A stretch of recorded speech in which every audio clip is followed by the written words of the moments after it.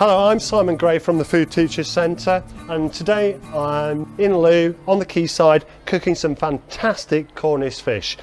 I'm going to cook up some Guilt Head sea bream, okay, and this is local sea bream. Now this is a fantastic local fish, completely different to the sea bream you'll buy in a supermarket. This guy, he's had time to grow, he's had a fantastic varied diet, and that's resulted in a really full-bodied fish, lots of lovely flesh there. I'm going to pan fry this today, okay, I'm going for a nice crispy skin, okay, and I'm going to serve that with quite bold flavours. I'm going to make a chorizo and chickpea stew, and I'm going to serve the bream on top of that stew, okay, so the taste there will really complement this fish. Here I've got a pan that's been on the heat for quite a while. It's building up the heat on there. It's going to turn it down a bit. Here I've got some red onion. I've just diced about one red onion that's diced and 1 clove of garlic. Just move it around a little bit.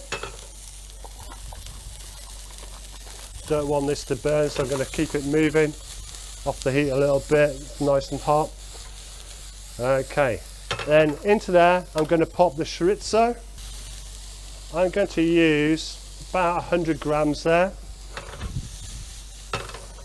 Move that around, stirring it around, getting those oils from the chorizo out there. Okay, so I'm just going to leave that for a couple of seconds to see all the oil that's coming out of the chorizo there, and that's going to really make that sauce. The next thing I'm going to do, I'm going to pop my chickpeas in there, and again this is 1 tin of chickpeas. I'm going to put around about 120 millilitres of stock, and I'm going to leave this now just to cook away for a short while. 1 tablespoon of tomato puree in there, okay, and again you don't have to be exact with these ingredients. You can mix and match, you can put in as much or as little as you want. It's not crucial, it's not like baking, okay? And I'm just going to put on the lid because we're on the quayside, it's a little bit windy, just so that cooks away and reduces a little bit. While the chorizo stew is just reducing down, I'm going to prep some tomatoes. These are fresh tomatoes, just going to dice them into chunks. Doesn't have to be perfect. I'm going to put our tomatoes in there, pop our lid back on. While the tomatoes are cooking and almost steaming, I'm just going to roughly chop some parsley and coriander, and that's going to go in there to add another dimension and a bit of colour as well, a little bit of green. My stew is nearly there. If you have a look, it is bubbling away. Those tomatoes are starting to cook down. We'll turn them back up. I'm just going to pop a little bit more tomato puree in there.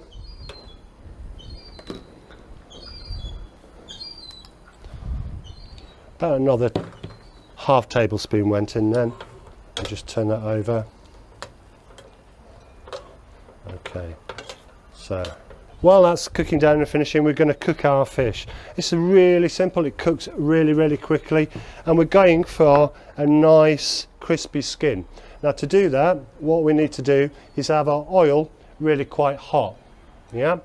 And I'm going to flour this fish just on the skin side only. So make sure this is really dry, yeah? Because if it's wet, it's just going to turn the flour into a batter. So we've got our dry fish. It's been scaled.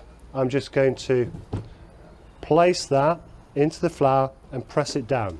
I'm not going to put flour onto the flesh. I only want it on the skin. So as you can see there, I've got my flour, so I'm going to put it flesh side down, and I'm going to do that same to the other side, the other fillet. Push that down and just check that it's all coated.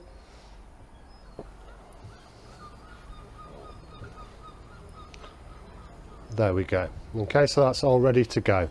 Now you've got to be really careful if you're using hot oil. Make sure you haven't got too much in the pan, and when you're laying it in the pan, lay it away from you so you don't get splashed. So popping this in the pan like so, just hold that down. Now don't be tempted to start shaking and being all chefy at this point in the kitchen.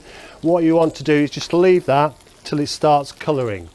Okay, you can have a quick peek, but don't start turning it over.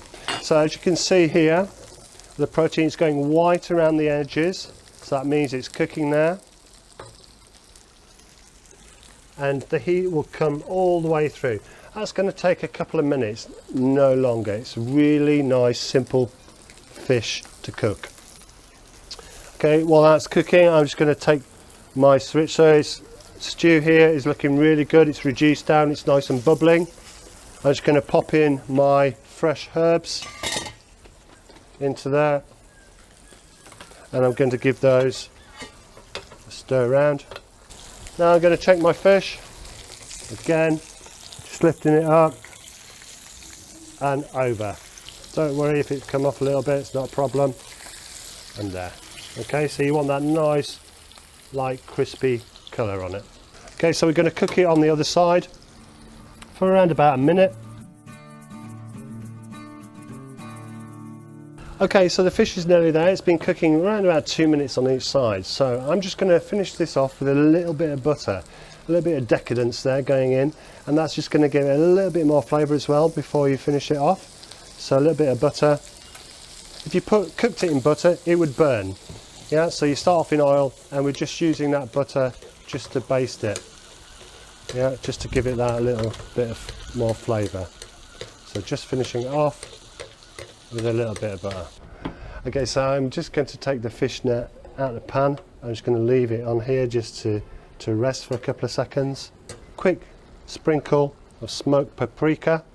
Okay, so I think now we're about ready to serve up. So I've got my stew. I'll take my spoon, just give that a mix. I'm going to put a base of the chorizo stew on the bottom of the pan there. Okay, take my fish. I'm just going to place that over the top.